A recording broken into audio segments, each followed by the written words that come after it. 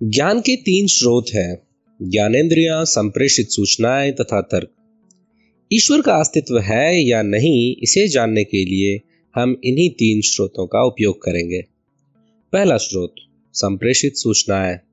इस स्रोत के अनुसार ईश्वर के अस्तित्व के संबंध में ये जानकारी सार्वभौमिक रूप से फैली हुई है कि वो अस्तित्व रखता है, वो स्वतंत्र, सर्वशक्तिमान तथा असीमित प्रकृति का है।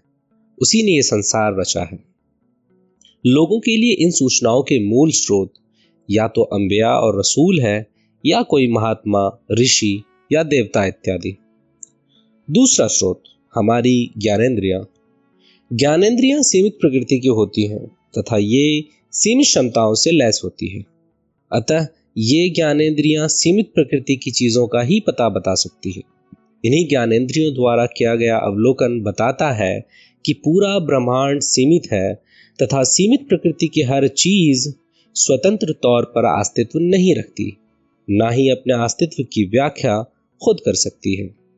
कुर्सी खुद अस्तित्व में नहीं आई और ना ही खुद अपनी व्याख्या कर सकती है, बल्कि कुर्सी को मनुष्य ने बनाया है और मनुष्य ही उसकी उपयोगिता का बखान करता है।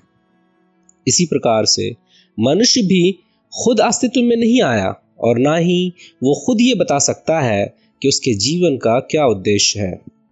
बारीक रेत से लेकर विशालकाय आकाश गंगा एवं उससे भी आगे बढ़कर इस ब्रह्मांड का वो आखिरी सिरा जिस तक हम अब तक नहीं पहुंच पाए हैं, सीमित प्रकृति के हैं तथा वो अपने अस्तित्व के लिए अन्य पर निर्भर है।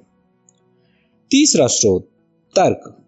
तर्क ज्ञान का वो अनोखा स्रोत है जो संप्रेषित तथा ज्ञानेंद्रियों द्वारा संचयित सूचनाओं का उपयोग करके नई सूचना, नए ज्ञान उत्पादित करता है।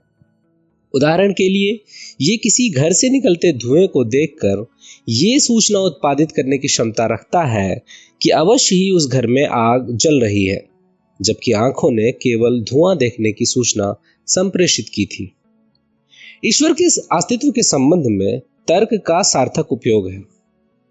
इस प्रक्रिया में निष्कर्ष पर पहुंचने के लिए संप्रेषित सूचनाओं तथा ज्ञानेंद्रियों यानी अवलोकन द्वारा संचयित सूचनाओं का उपयोग किया जाता है।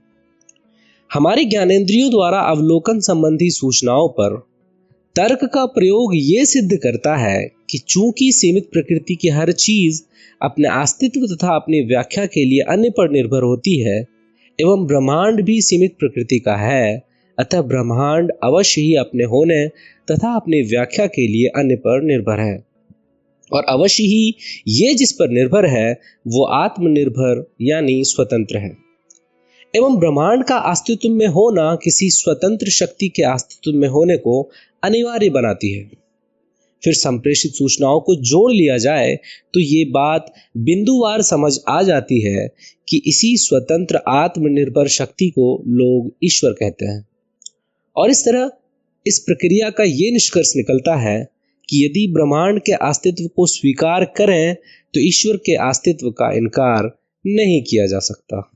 दूसरे शब्दों में कहें तो लोगों की गवाहियों, ज्ञानेंद्रियों के अवलोकनों तथा इन दोनों स्रोतों से इकट्ठा की गई सूचनाओं पर तर्क का प्रयोग करने से ये सिद्ध होता है कि इस संसार का एक सृजनकर्ता अवश्य ही अस्तित्व रखता है।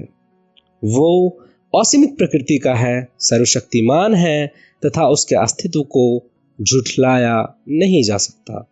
धन्यवाद।